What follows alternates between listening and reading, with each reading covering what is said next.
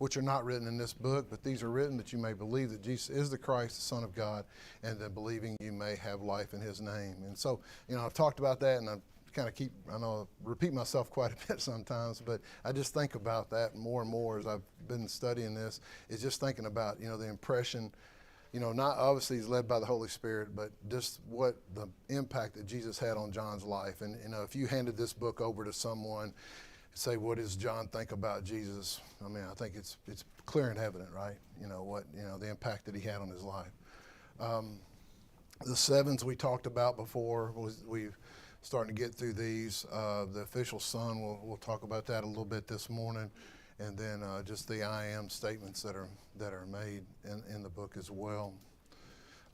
We talked about this at the end of the class, and I don't think I brought it up right at the tail end of our class. So we're talking about chapter 3, with just those things about the greatness of John 3:16, and just those things that are called out in that verse. And it's just the outline that Harkrider has in his workbook, if you've ever used it. And it's just stuck with me. It was one of the first. I think I mentioned the first week is the first book I got to teach was Book of John 25 years ago, and I used his book as a reference then, and it's just it's one of those. It's a good one, and then this morning as we get in, we finished chapter 3 last week, and then going into chapter 4, talked about this, and I think I'm right at the tail end of class, so we're going to start with lesson 3 this morning, and that's chapters 4 and chapter 5. Talked about this, or threw this up there last week, and talking about the comparison of Nicodemus and the Samaritan woman. And, talking about Nicodemus, obviously being a Jew, being a man, being learned, morally upright, wealthy and upper class of society, he recognized Jesus' merits and sought him out and was serious and dignified. The Samaritan woman, opposite, just the Samaritan, a woman, common or uneducated, sinner, poor and outcast, just happened to be at the well. There was no, it wasn't, a scheduled meet up or anything like that. And then she seems to be very flippant at first in the conversation. Is there anything, I don't know if you've thought about this since then and read these two, is there anything else that jumps out to you about, because I thought of a few more, that this was all from Tenney's book, his Gospel of Belief, but is there anything else that, from reading these two accounts and the study you've done, that jumps out to you?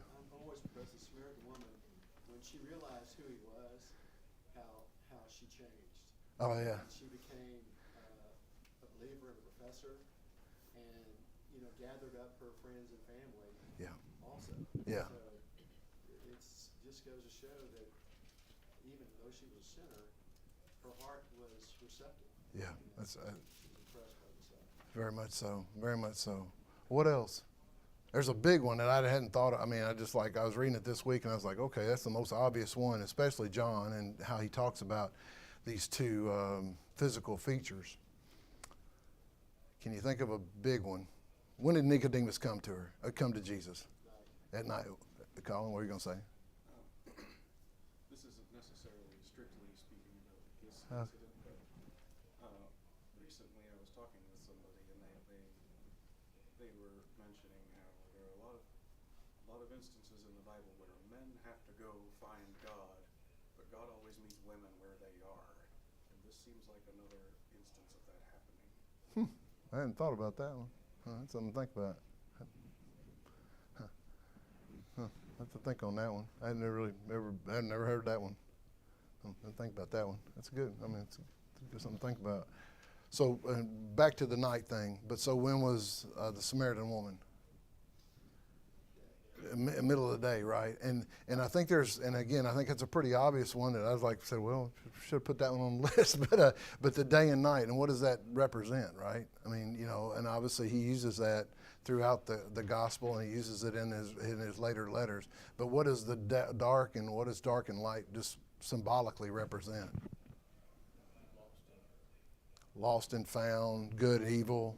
It just, you can't, and I think there's something to be said about that, right? And obviously, and I think to Tim's point is also, we see Nicodemus later on In chapter 7, we'll see him again, and then most notably in chapter 19, right? He's involved in Jesus' burial, right? And but it references either in John or in the gospel, it talks about him being, coming at night, or had come at night, but you see the boldness that the Samaritan woman has. And I think there's one other thing that, and again, we're going to talk about the Samaritan woman, but there's another thing too.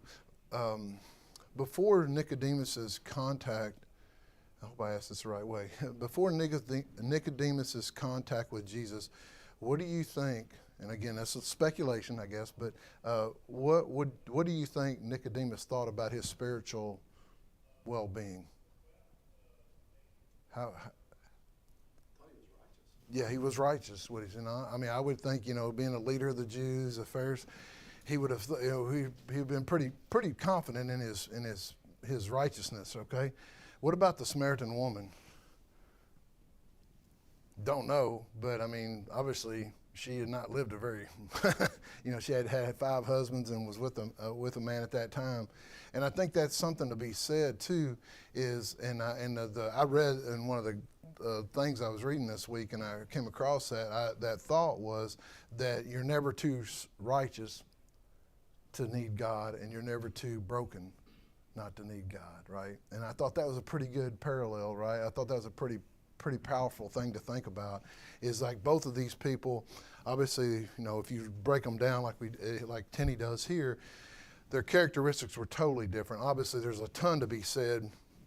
You could spend a lot of time just on the Samaritan and being a woman in the first century, and Jesus going and talking to her, right? And or just approaching her. Even the woman calls him out about that and says, "Well, why are you, a Jew, talking to me?" But I think there's a lot to be said there as far as people's backgrounds, whatever they come, when they understand the truth, and come to the truth, and they've got to deal with it, and whether they have lived a morally upright life, as possibly Nicodemus did, it still doesn't mean that they don't need God. And I think that's something that we all need to kind of take heart of, because I think sometimes you see people that are can come from various backgrounds, and everybody at the end of the day it comes down to we need Jesus, and we need to obey the gospel, and I think these two people come from extremely different things. And also, and I think Tim kind of touched on it, is the end of these, and the last thing I wanted to kind of mention about the comparison of these two. How does the conversation with Nicodemus end?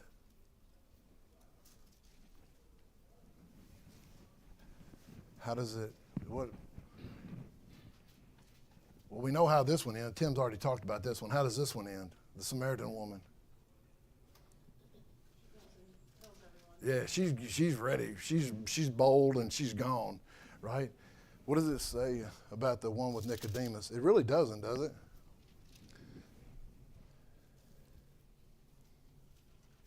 Leaves Nicodemus with things to think about, serious things to think about. Yeah, and it just kind of ends. It kind of tails off. We don't see Nicodemus going and doing anything with it right then. I guess is the point. Is like we don't see that he goes out. He's not going back. There's no evidence that he goes back to the rest of the Pharisees and knocks on their doors that night. Hey man, you ain't gonna believe. I just went over to saw Jesus, and come here. You gotta come hear what he just told me. He's talking about this. Being baptized in the water and the Spirit and all this stuff. We don't see any of that, but we see what she did. Right, and I think that's another thing. Is like I think sometimes we, and I'll just say for me, I think sometimes you can give too much to somebody's background, right, and have too much respect for someone and all that, and just sometimes the people that don't have that background, or say didn't grow up in the pew, as Miles likes to say, he talks about that quite a bit. But I think that's something too to be thinking about, is that we all want, I think the first and foremost, any of us as parents want to raise our kids, right, and want to see our kids be faithful. But at the same time, there's, a lot of times, in that generational thing is something to be said for, and something to be very proud of. But at the same time, we don't need to take it for granted either, right? And, yeah, Tim. So I think the big lesson is just, I think you kind of said it, each person that you talk to, you have to kind of flex how you talk to them and Yeah. understand where they're at. And I think Paul talked about that being babes in Christ, and Yeah. people people are different places. Yeah. And then at the same time, sometimes you can even go further than that. If you have somebody that does know the truth, Yeah. you stop. I mean, you sometimes have to just kind of grab them and shake them Yeah. and say, "Hey, you know what to do here." Yeah. You know, so there's some different levels that you of Yeah. intensity. Yeah. And I think that was pretty good with Nicodemus. He just, like Tim said, he's like, "Okay, here you go. And Yeah. these things and go with Yeah. them." Yeah. But we just kind of have to identify the situation when we're talking to people. Yeah, and that's too. And I think too that I mean it also when we're talking to people and teaching people and talking to people about Christ, you're going to have, call them a slow burn, I guess like Nicodemus, and then you're going to have people that are just going to get it right away. They're just going to catch fire, right? And you can see how that was. Miles just recently baptized a young man. It's amazing his story. This guy that Miles had met out there, and this young man, he's 20-something years old, and he went from being basically agnostic, somehow he became Muslim, and he was Muslim, and then he started to see the error in the Quran, and so he kind of taught himself out of the Quran, went to a Baptist church, and as the Baptist, they wouldn't baptize him until he was a member of the church. Well, he said it made no sense to him, so then he found the church. And I mean, you talk about, just for somebody to go through that path is just amazing to me. But I mean, Miles it's just funny. I mean, it's funny in a great way, right? But Miles talking to Miles about that, and it's like, he did what? And I was like, I've just never heard anybody, but you just when you think you've heard every path to the gospel, right? And then somebody does that, it's just, it just shows you the power of it. And I think these two people are also great, like I said, don't give up on somebody, right? And that kind of thing too, as far as, it may, the more sometimes if you're, I think about that in whatever kind of line of work you do. If you're real sure about something and maybe somebody tells you something different or, or something you're real confident about, it takes a lot more convincing, doesn't it, to get you, to convince you otherwise, right? If you really strongly believe, so you got to think about it and think about it more. Where this lady here, I mean, the Samaritan woman, she's ready, right? And just, yeah. Just think from a worldly perspective, Nicodemus had a lot to lose from a worldly perspective. That's a great point too. He didn't have anything to lose. Yeah. He could only go up. Yeah, exactly. Sometimes it's easier for those people Yeah. to Yeah, pretty much. She's kind of morally, physically, kind of bankrupt, right? I mean, there's a lot to be said, and I don't know, we'll get into the detail of it, but there's a lot that you'll read about, even the fact that she was at the well at noon, right? That they say that more common at that, and this is secular thing, was that the women would come early in the cool of the morning or in the evening to get water. So they think that just shows you what an outcast she was.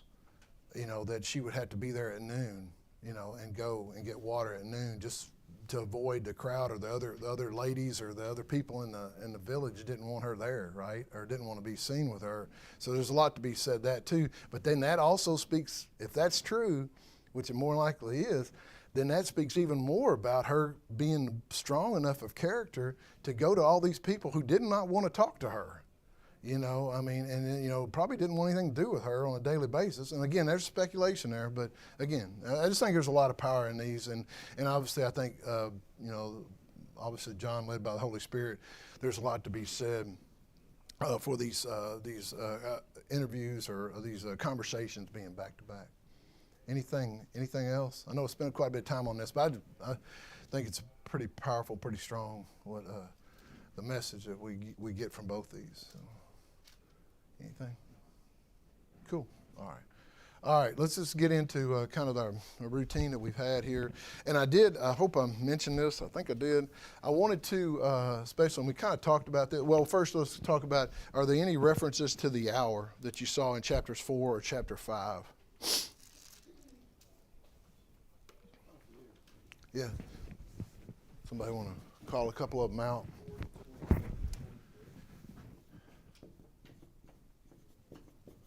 All right. 4:52 and 53.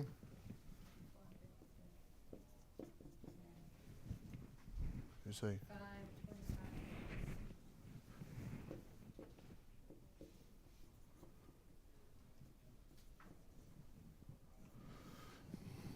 5:25. And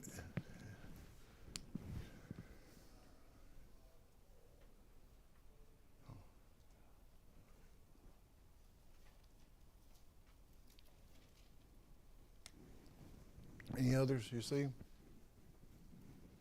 That's 52. I think it's 52. It's 52.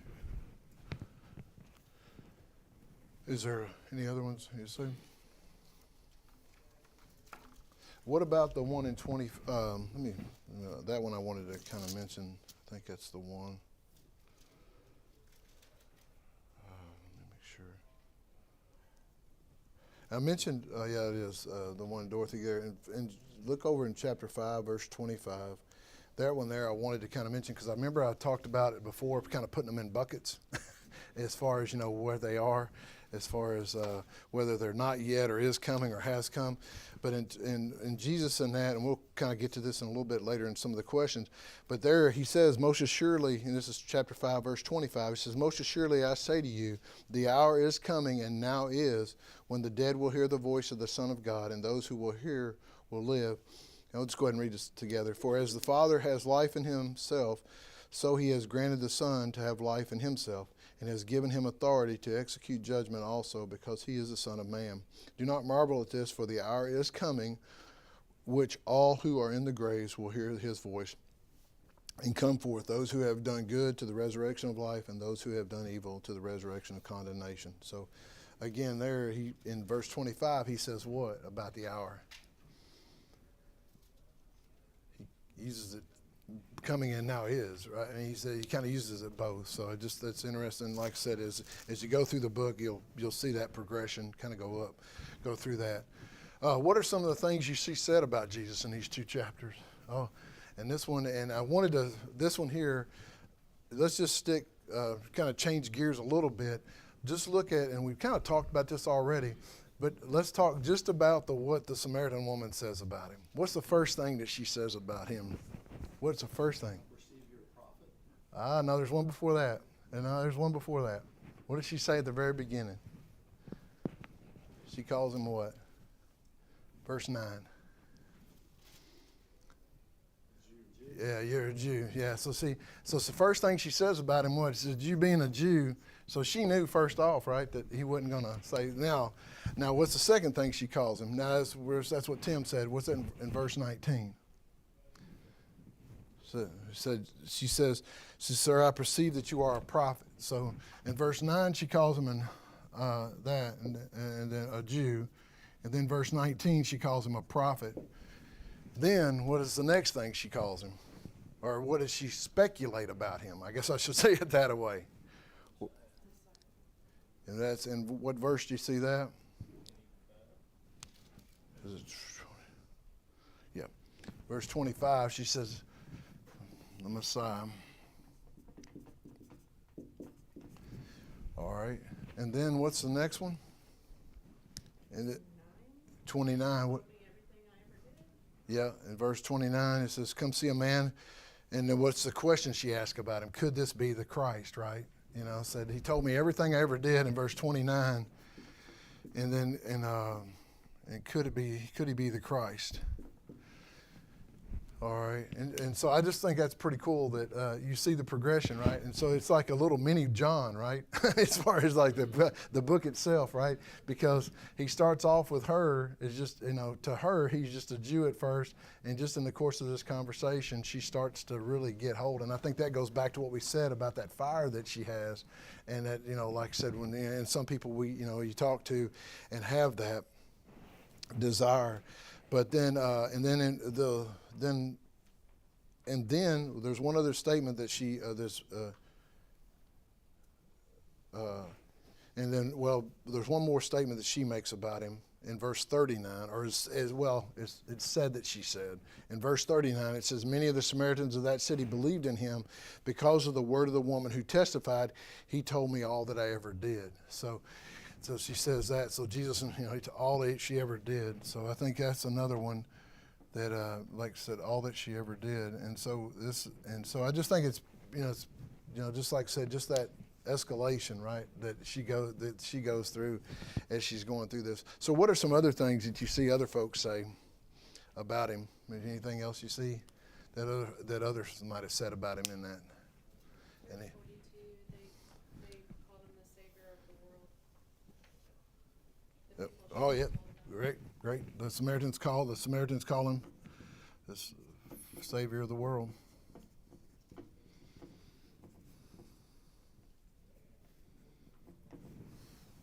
All right. Anything else? 31 for Rabbi. All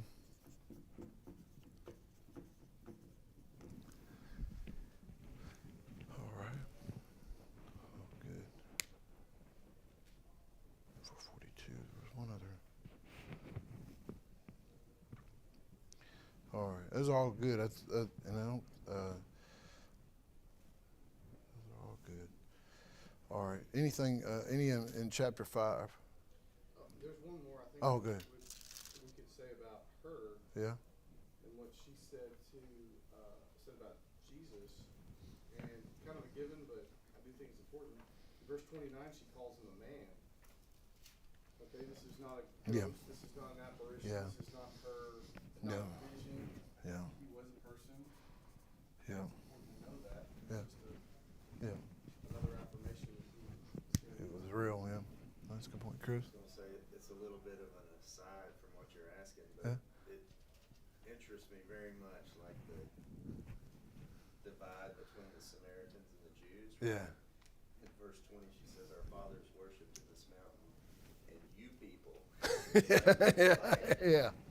Yeah, it's very true. Divide there. Yeah, yep. It's all right. That's a good point. That's a good point. There's definitely, there was definitely and a lot, and I didn't really touch on that, but it talks about, and in the beginning of that, in verse 4, there's a lot of commentaries that'll go a lot on verse 4, where it talks about to that what Chris is bringing out, but he needed to go through Samaria.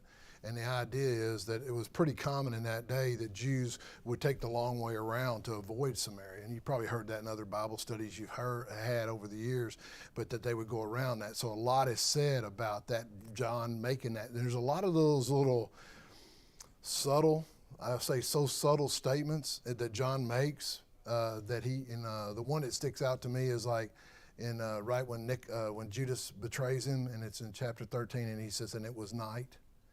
And I just think that to me that is one of the that makes the hair on the back of your neck stand up, because that's when Judas was going out to betray him. But I mean, here's one of those statements that I think it's not so subtle that he needed to go through Samaria, that there was a purpose, there was an intent, and and obviously we see the interaction with the Samaritan woman. So. But again, hopefully that helps a little bit. That we see that as we go through this, and then what do you see? And it's the big one here. What do you see about Jesus says about himself? And this ties right into one of the statements that she makes about him. Back to chapter 4, verse 10, he refers to himself as the gift of God. That's a good point. I missed that one, as the gift of God. Yes, that's a great one, Tim. The gift of, Jesus talks about it in verse 10. That's a great one. Verse 4:10. What else? In verse 25, when she talks about the Messiah is coming, in verse 26, he said, "I who speak to you am he." Yep, that verse 26. That was the one I was looking at. Is that there? And that's another parallel. That he says that I am. He, and that he is probably in italics, I believe, but whether he again makes that I am statement, but what's different? And I think we touched on this with the Nicodemus, but does he get that bold and that straightforward with Nicodemus? He doesn't, does he? He doesn't make that that bold of a I am statement with Nicodemus. But here he does with her, right? I mean, she's that far along. And he's definitely being this, like I said, he obviously, Jesus knows all, is the perfect teacher. Oh, you're fine. But as the teacher, as the perfect teacher, he makes that bold, that obviously that truthful and bold claim that who he is to her. And I think that's again a powerful thing. Anything else you see that Jesus says about himself? Is this the first time that he said that he was the Messiah? Yeah, in the book of John, yeah, I think it's the first time that he's is first the first I am of the I ams that are in here. And again, this one's about himself. You get more into it, and we'll get in John chapter 8. But yeah, here I believe this is the first reference in the book of John. I think something that also I learned about her is, you can't make an assumption about people. When you talk to them, and sometimes I do that all the time. I'll size somebody up and say, this may be a lost cause, but whatever, I'll go ahead and have this conversation anyway. But Jesus didn't, and you can see, we talked about in verse 15, she bring up 19, she knew, said our fathers, like you said, we worshipped in the mountain. She knew who the Messiah was. She knew about the Christ. She knew all these things, even though it's not something probably being taught to her every day. Yeah. You know what I mean? Yeah. So she knew these things and his coming. Yeah. So I think the lesson there is we can't make too many assumptions about people that, hey, this is a lost cause. Good point. That's a good point. Yeah. All right. All right. Let's go into some of the questions here, because I want to kind of get into some of these more today than I have probably in weeks past. What is the significance of Jesus having more? And we didn't really touch on this one yet, but when he makes the statements made that Jesus is starting to have more disciples than John, how does this indicate a shift or a new era in Jesus' ministry?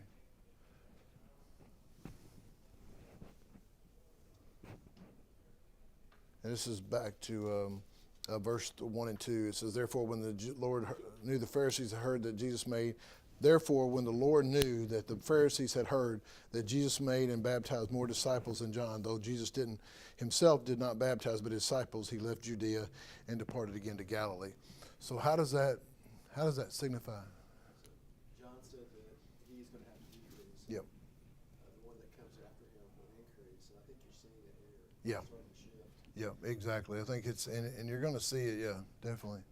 Hey, see it, Chris? I was going to say, we didn't even see it with our eyes. We just read it, so it's not as colorful, right, as being there. But the way Jesus carried himself and the wisdom that he spoke, if you were of that spiritual mindset, how could you not follow him? Yeah. I mean, it's Yeah. unbelievable. Yeah, and I think, too, one thing I want to mention here, and it's a great point Chris is making there, but you will see a shift in the book where he becomes, it becomes more personal. And I'm going to say this the right way.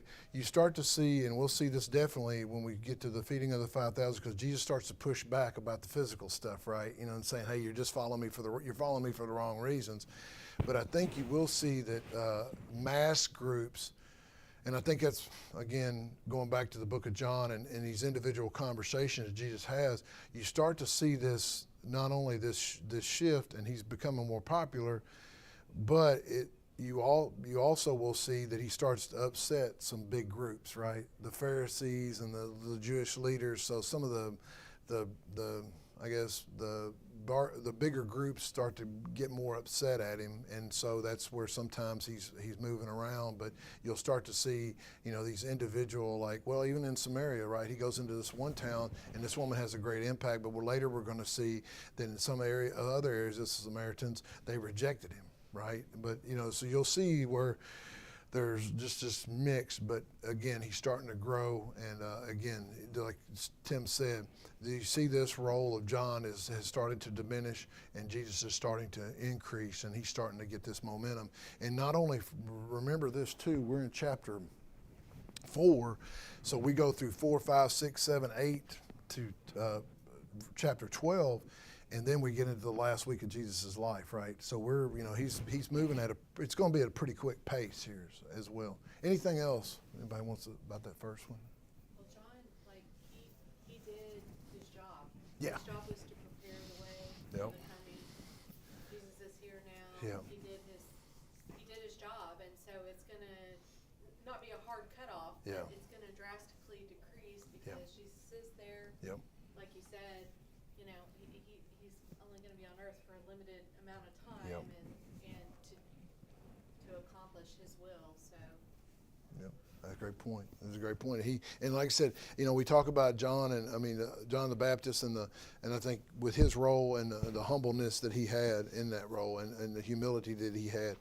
All right, and like so, we talked a little bit, or talked quite a bit this morning already about these conversations. But it says a common theme in Jesus' ministry is that Jesus speaks symbolically or spiritually when those around him are thinking more physical or concrete. How does this relate to Nicodemus' discussion of birth from lesson 2 and the woman's question about water and thirst here? So, how the physical and the spiritual, really? I mean, what is, how does you see the connection there? I mean, because he meets her at the well, and then he's talking about Nicodemus as far as needing a rebirth and that. But I wrote down in my notes, and I don't know if this makes any sense to anybody but me, but it's almost like it's like this physical nature. It's almost like parables without a parable, if that makes sense. Does that make sense? Tim's nodding his head, so I got one person out. It gets me. So I'm like, okay, I got one person. I don't know if that makes any sense. There's two of us to get to. But you see, what do we say is the definition of a parable, right? It's an earthly story with a heavenly meaning, right? So I think that's where Jesus takes people, and it kind of goes back to what Tim, where you were saying, you kind of take people where they're at, right? And don't discredit where they're at either, right? Don't undervalue or underestimate where they're at. And you just, but I think that's with with Jesus here as well, is like, okay, and some will make the argument. I didn't really get into this too much when we talked about Nicodemus, but with Nicodemus, obviously he was you want to call him, he'd be, I guess in this modern word, we'd probably call him a theologian, right? He was a professor or that level, right? So Jesus has kind of like, okay, I'm going to hit you with some deep stuff then, right? Well, with the woman at the well, he just, again, goes back to where they are. So I think that he uses that. And then again, we don't see it in the book of John because we don't have the parables here, but I think Jesus does take the physical to make the spiritual connection. And does that make sense? Hopefully it does. All right. Okay, and why do you, it's a good one. It's like, why do you think Jesus brings up her marriage situation, and how does her marital status relate to Jesus' point about eternal life? I love my boy Miles, but he can ask some questions, man. I'm telling you. So what do you think? Why do you think he does that? I mean, What would get her attention more than him revealing that she's had 5 husbands? Oh, yeah. And when she had husband. Yep. I mean, how in the world would he know that? Exactly. Yep. So he had to be divine. Yep. He had to be the Messiah. Yep. Somebody did that to you today, you would be like, you've been watching me. Yeah. It's like, yeah. Just stop. It's like, well, how many of us, I mean, I don't know, how many, I know I've said this, and I know I'm so thankful that I'm 59 and I grew up in a generation there was no iPhones, because I did a lot of really stupid stuff, but there is no video evidence when I was growing up, you know what I'm saying? So like but I just think about that. It's like, but yeah, he definitely, I think Tim's point is, Tim? Yeah, go ahead. So I just wanted to say something on number 2 real quick. Yeah. And I think that sometimes there's like a level of deprogramming sometimes when we're talking to people here, even in the United States, maybe they have some things they're holding on to, or they're highly educated or whatever, and they think they know. Yeah. You almost have to back it out. And we just have to be ready when they ask a lot of questions like that. Yeah. Not to get offended or anything like that, because I've been on the other side of that where Yeah. I've had discussions with Jehovah's Witnesses and whoever else, and they got offended when we asked questions, Yeah. and we were like, well, That's a good point. hey, you're asking me to take what I know to be true, that is a firm belief in where I spend eternal life, Yeah. and now make a change. Yeah. So don't get offended if there's Yeah. questions that come your way. Yeah. So we have to be ready for that too Yeah. when we're talking to somebody like Nicodemus. Yeah, I'll go back and somebody else. Jimmy, did you have your hand up? Or okay. I was going to say, going back to that, it made me think about this. Is what you just said, Tim. Going back to that situation I told you about Miles with that boy or young man. I say boy, young man had gone from being gone from being a Muslim to that. Miles made, and I thought it was a pretty good, tender-hearted thing on Miles to say this. He goes, it was reaffirming to his faith because he said, I've never studied the Quran, don't want to study the Quran, but he said, but it was really reaffirming to him that he said it was just another way of him reaffirming his faith, that he believes what he believes, not because of me and Amy, right? Because he said, he said, because this kid or this young man had seen the error out of the Quran and talked to him. So Miles has learned more about the Quran from this guy in the last, month or two, and I hope that makes sense. And he just said, and just some of the inconsistencies or just the, stuff that was just didn't bizarre or whatever you want to call it. But Miles just said it was real reaffirming to him, because he said, Dad, I never thought about it. But he said, there's always that little, that little doubt in the back of your mind about certain things. And he said, and he said it just was really reaffirming to him. I hope that makes sense. It's just like, because, and I've never really been big on, studying about all the, and again, it's a personal thing, but, about different denominations and getting into the weeds of all that. Because I was like, man, I just, if I know the truth well enough, I think I can, I can get through the other stuff, right? So I just, but, you got to be able to defend it too, and you be able to talk through it. And like you said, but I think, but understanding that, but yeah, I think back to that one definitely. And then in this one, what else, anything else about the marriage situation? Go ahead. Verse 39, when she went to go talk to the Samaritan, he told me all the things that I had done.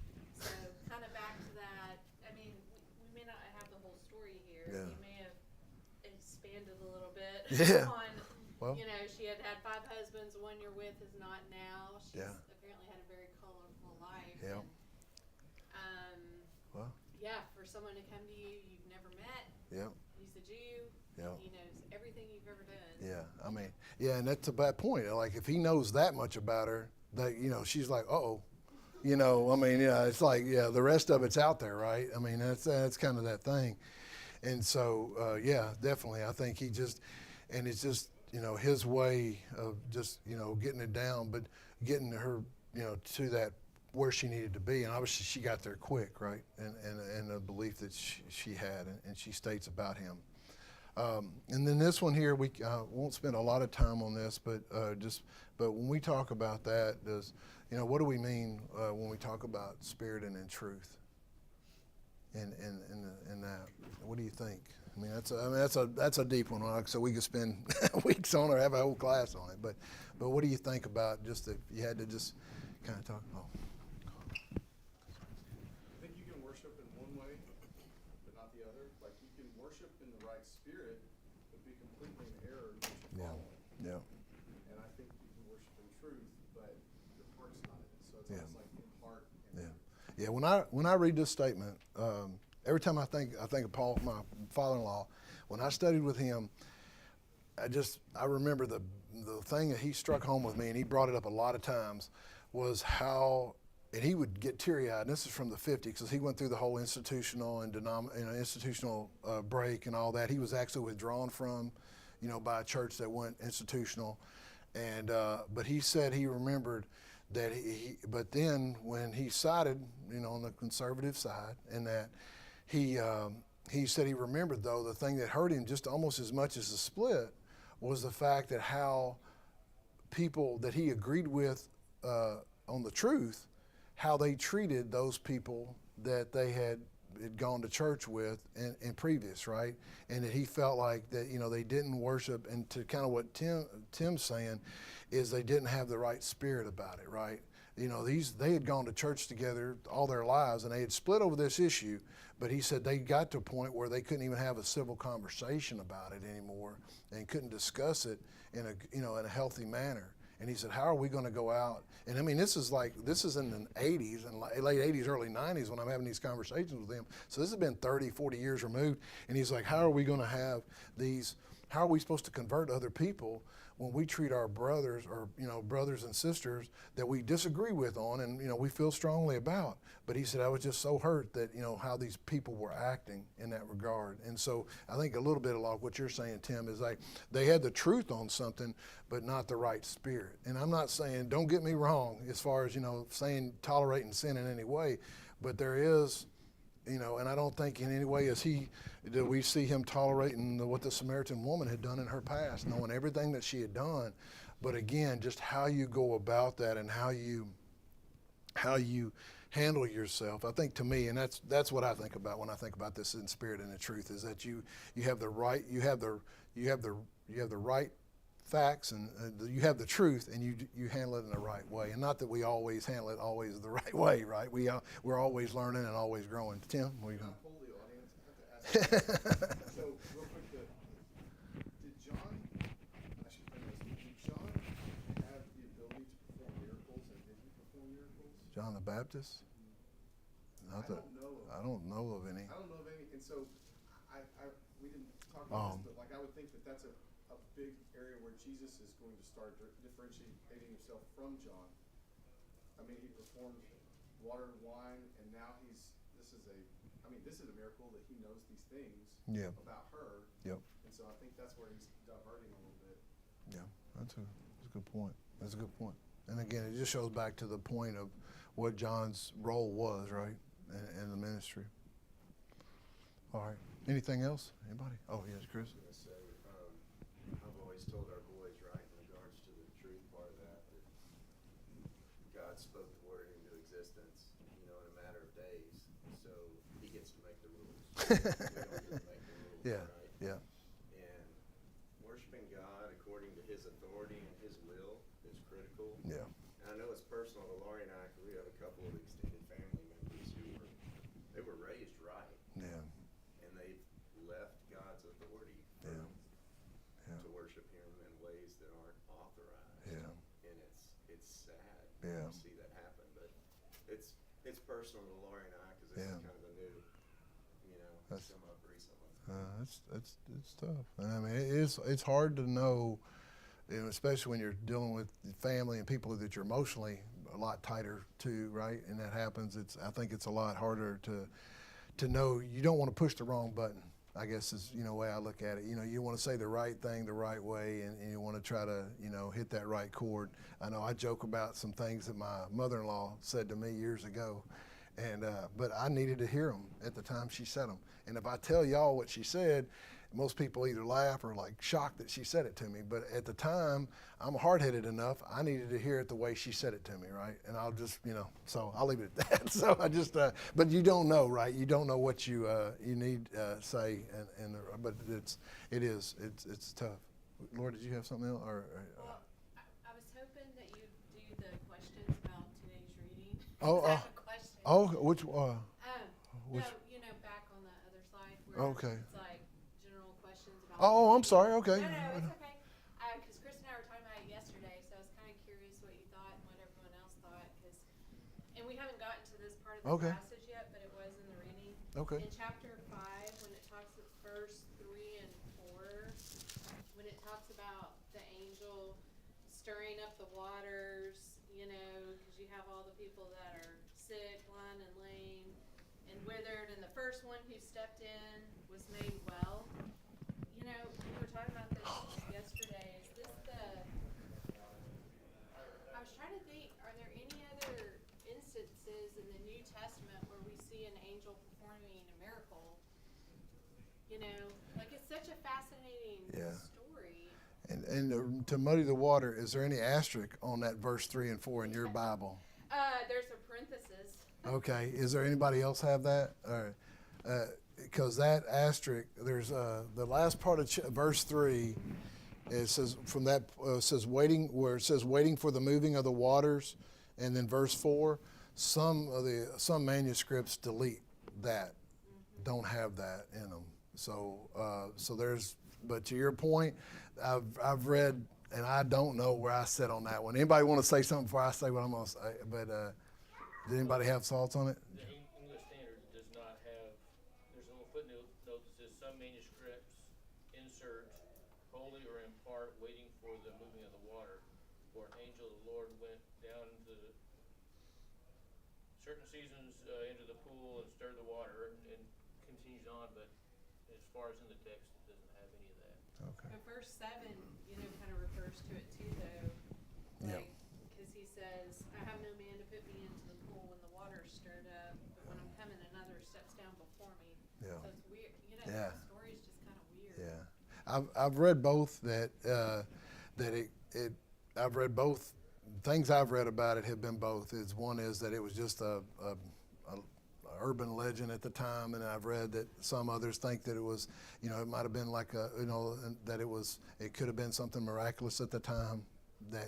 So I've read both, that it could have been something just, but yet to your point, I don't know that there's any other instance that we see that I know of. Tim, you got any thought? Anybody? I mean.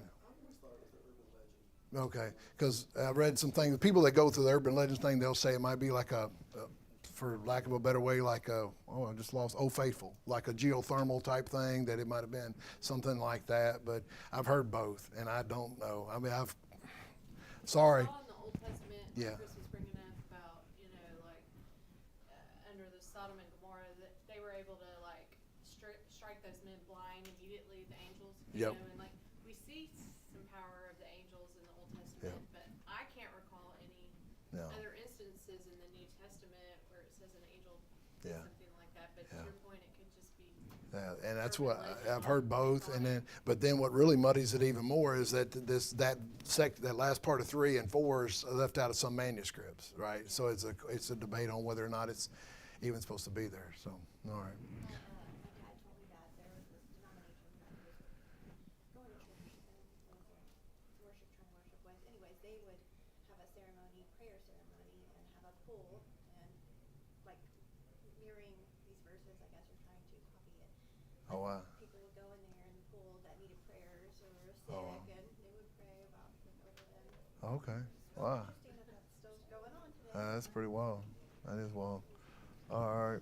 Well, like I said, I'm gonna be out next week, but Tim has volunteered to teach for me, and so we'll pick up here with question 5, and then yeah. Oh no, I'm sorry, I forgot about that. I like 2 Tim. Sorry. What? Now I didn't wait a minute. Now wait, I didn't sign up for this. But we'll pick up 5 and then hopefully get into chapter 6. But I appreciate it. A lot of good comments today. I know a little slower than thought or we have been, but good conversation, Jared. Thank y'all so much. Sorry about that, Tim.